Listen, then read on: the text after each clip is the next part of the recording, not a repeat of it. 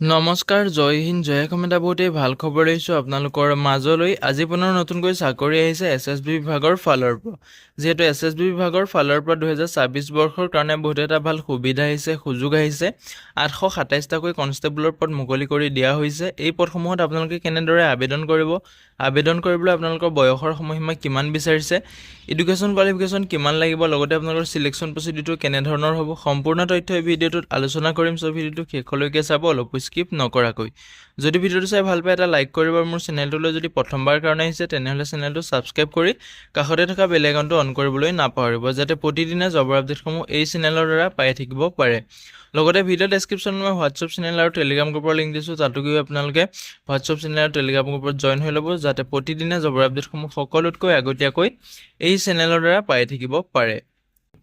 যিহেতু ইয়াতে দেখিবলৈ পাইছে SSB ৰিক্ৰুইটমেণ্ট 2026ৰ ফালৰ পৰা কনষ্টেবলৰ কাৰণে পদ মুকলি কৰি দিয়া হৈছে।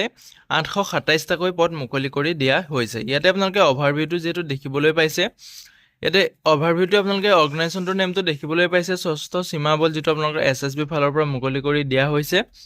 পোষ্ট নেমটো হৈছে কনষ্টেবল, ট্ৰেডমেন আৰু ড্ৰাইভাৰৰ কাৰণে পদ মুকলি কৰি দিয়া হৈছে। টোটেল ভেকেঞ্চি ইয়াতে 827টাকৈ পদ দেখিবলৈ পাব। এপ্লিকেশ্যন মোডটো আপোনালোকে অনলাইন মাধ্যমেৰে আবেদন কৰিব পাৰিব। লগতে আপোনালোকৰ জব কেটেগৰীটো হৈছে চেণ্ট্ৰেল গভৰ্ণমেণ্ট জব। যদি আপোনালোকে পদসমূহত ইণ্টাৰেষ্টেড হয়, এলিজিবল হয়, ভিডিঅ' ডেছক্ৰিপশ্যনে মই আবেদনৰ লিংক দিছোঁ, নটিফিকেশ্যনৰ লিংক দিছোঁ, তাতে গৈ আপোনালোকে চেক আউট কৰি আবেদনসমূহ কৰি ল'ব পাৰিব। ইয়াতে ভেকেঞ্চি ডিটেইলছটো দিয়া আছে, যিহেতু SSB কনষ্টেবল ৰিক্ৰুইটমেণ্ট 2026ৰ ভেকেঞ্চি ডিটেইলছটো দিয়া আছে। ইয়াতে পোষ্ট ৱাইজ আপোনালোকৰ ভেকেঞ্চিসমূহ দিয়া আছে। টোটেল পোষ্ট যিহেতু 827টা পদ আছিলে, ইয়াতে আপোনালোকৰ কনষ্টেবলৰ কাৰণে আছে 553টা আছে, কনষ্টেবল ড্ৰাইভাৰৰ কাৰণে 553টা আছে, আৰু কনষ্টেবল ভেটেনেৰীৰ কাৰণে আছে আপোনালোকৰ 34টা আছে, কনষ্টেবল বাৰ্বাৰৰ কাৰণে আছে 43টা আছে, কনষ্টেবল গাৰ্ডেনাৰ কাৰণে আছে 41টা আছে, কনষ্টেবল কবলাৰৰ কাৰণে আছে 25টা আছে, ৱাটাৰ কেৰিয়াৰ কাৰণে আছে 5টা আছে, ৱাটছমেনৰ কাৰণে 74টা আছে, টেইলৰ কাৰণে 41টা আছে, নাৰ্ছিং অৰ্ডাৰলিৰ কাৰণে আপোনালোকৰ 1টা আছে, কাৰ্পেণ্টাৰ কাৰণে আপোনালোকৰ 7টা আছে, ৱেটাৰৰ কাৰণে আপোনালোকৰ 3টা আছে, আৰু বাৰ্বাৰৰ কাৰণে 43টা পোষ্ট দেখিবলৈ পাব। যিহেতু বহুত এটা ভাল সুবিধা আহিছে, সুযোগ আহিছে SSB ফালৰ পৰা কনষ্টেবলৰ পদ মুকলি কৰি দিয়া হৈছে। ইয়াতে আপোনালোকৰ ড্ৰাইভাৰ, বাৰ্বাৰ বিভিন্ন ধৰণৰ আপোনালোকে পদসমূহ দেখিবলৈ পাব। যদি আপোনালোকে পদসমূহত ইণ্টাৰেষ্টেড হয়, এলিজিবল হয়, আবেদনসমূহ কৰি ল'ব পাৰিব। ইয়াতে আপোনালোকৰ এলিজিবিলিটি কাৰ্ডে এডুকেশ্যন কোৱালিফিকেশ্যন কিমান লাগিব ইয়াতে আপোনালোকৰ দিয়া আছে। যিটো টেষ্টমেনৰ পোষ্ট হয়, তাতে আপোনালোকৰ 10 পাছ কৰিও আপোনালোকে আবেদন কৰিব পাৰিব। লগতে যদি আপুনি ITI কৰি থৈছে তেতিয়াও আপোনালোকে আবেদন কৰিব পাৰিব। মিনিমাম আপোনালোকে যদি 10 পাছ কৰি থৈছে তেতিয়াও আপোনালোকে টেষ্টমেনৰ পদটোত আবেদন কৰিব পাৰিব। লগতে আপোনালোকৰ যিটো ড্ৰাইভাৰ পোষ্ট আছে, সেই পোষ্টটোৰ কাৰণে আপোনালোকে 10 পাছ কৰিলেই হ'ব। লগতে যদি ITI আছে তেতিয়াও আবেদন কৰিব পাৰিব। আৰু যদি আপোনাৰ ড্ৰাইভিং লাইচেঞ্চ, যিহেতু ড্ৰাইভাৰ পোষ্টৰ কাৰণে আপোনালোকৰ LMVখন থকাটো যিহেতু প্ৰয়োজন হ'ব। ইয়াতে আপোনালোকৰ বয়সৰ সময়সীমাটো দিয়া আছে। মিনিমাম বয়সটো আপোনালোকৰ 18 বছৰৰ পৰা আবেদন কৰিব পাৰিব। মেক্সিমাম বয়সটো আপোনালোকৰ 25 বছৰ আৰু 27 বছৰলৈকে আবেদন কৰিব পাৰিব। লগতে আপোনালোকৰ এজ ইলেকশ্যনসমূহ দিয়া আছে। SC STৰ কাৰণে 5 বছৰকৈ ইলেকশ্যন দিয়া আছে, OBCৰ কাৰণে 3 বছৰকৈ দিয়া আছে। এক্স ছাৰ্ভিচমেনসকলৰ কাৰণে যিটো গভৰ্ণমেণ্টৰ ৰুলৰ মতে এজ ইলেকশ্যন দিয়া হয়, সেইমতে আপোনালোকে এজ ইলেকশ্যনসমূহ লাভ কৰিব পাৰিব। এপ্লিকেশ্যন ফিজটোৰ ক্ষেত্ৰত ক'বলৈ গ'লে ইয়াতে আপোনালোকৰ জেনেৰেল OBC EWSৰ কাৰণে 100 টকাকৈ এপ্লিকেশ্যন ফিজ কাটিব লাগিব। আৰু যিসকল SC ST female candidate x servicemen হয়, তেওঁলোকে ইয়াত কোনো ধৰণৰ এপ্লিকেশ্যন ফিজ কাটিব নালাগে। চেলাৰীৰ ক্ষেত্ৰত ক'বলৈ গ'লে আপোনালোকৰ চেলাৰীটো 21,700 টকাৰ পৰা 69,100 টকালৈকে চেলাৰীটো লাভ কৰিব পাৰিব। যিটো পে' লেভেল 3 মতে আপোনালোকৰ চেলাৰীসমূহ দিয়া হ'ব।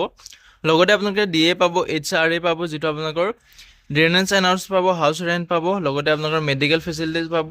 লগতে আপোনালোকৰ পেঞ্চনো যিহেতু থাকিব, যিহেতু জবটো এটা চিকিউৰ জব হ'ব। যদি আপোনালোকে আবেদন কৰিব বিচাৰে, ভিডিঅ' ডেছক্ৰিপশ্যনতে আবেদনৰ লিংক দিছোঁ, তাতে গৈ আপোনালোকে আবেদনসমূহ কৰি ল'ব পাৰিব।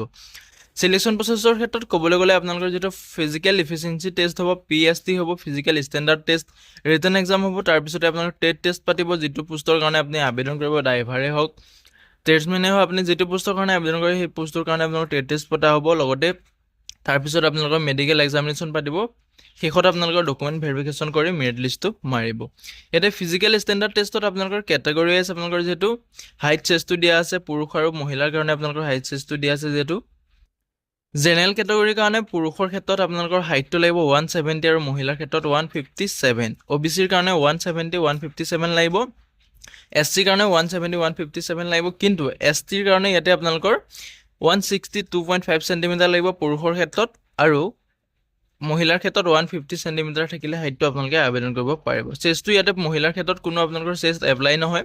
পুৰুষৰ ক্ষেত্ৰত আপোনালোকৰ জেনেৰেল, OBC, ST SCৰ কাৰণে আপোনালোকৰ যিহেতু 80ৰ পৰা 85 সকলোৰে ইয়াতে 80 সেন্টিমিটাৰৰ পৰা 85 সেন্টিমিটাৰ আপোনালোকৰ চেষ্টটো হ'ব লাগিব আপোনালোকে 5 সেন্টিমিটাৰ মানে এক্সপেন্ডেড কৰি আপোনালোকে যদি 80 থাকে 80ৰ পিছত আপোনাৰ 5 সেন্টিমিটাৰ হ'ব লাগিব হাউ টু এপ্লাই ক্ষেত্ৰত ক'বলৈ গ'লে যদি আপোনালোকে প্ৰথমত ইণ্টাৰেষ্টেড হৈ এলিজিবল হয় ভিডিঅ' ডেছক্ৰিপশ্যনে মই আবেদনৰ লিংক দিছোঁ তাতে গৈ আপোনালোকে আবেদনসমূহ কৰি ল'ব পাৰিব ইয়াতে আপোনালোকে ৰিকুৱাৰমেণ্ট ডকুমেণ্টসমূহ দেখিবলৈ পাইছে যিহেতু 10 পাছৰ আপোনালোকৰ মাৰ্কশ্বিট চাৰ্টিফিকেট লাগিব ড্ৰাইভিং লাইচেঞ্চ লাগিব লগতে আপোনালোকৰ কাষ্ট চাৰ্টিফিকেট লাগিব পাছপৰ্ট চাইজ ফটো লাগিব ব্লেড ID প্ৰুফ লাগিব যিটো আধাৰ কাৰ্ড ভোটাৰ কাৰ্ড আপোনালোকে দিব পাৰিব ইয়াতে ইম্পৰ্টেণ্ট ডেটসমূহ হৈছে নটিফিকেশ্যন ৰিলিজ হৈছিলে আপোনালোকৰ 14/3/2024 আৰু এপ্লাই ষ্টাৰ্টটো হৈছিলে আপোনালোকৰ 21/3/2024 পৰা যেটো এপ্লাই প্ৰচেছটো ষ্টাৰ্ট হৈ গৈছে এপ্লাই লাষ্ট ডেটটো আপোনালোকৰ 20/4/2026 যেটো এপ্ৰিল মাহৰ 20 তাৰিখলৈকে আপোনালোকৰ লাষ্ট ডেট আছে যদি আপোনালোকে আবেদন কৰিব বিচাৰে আবেদনসমূহ কৰি ল'ব পাৰিব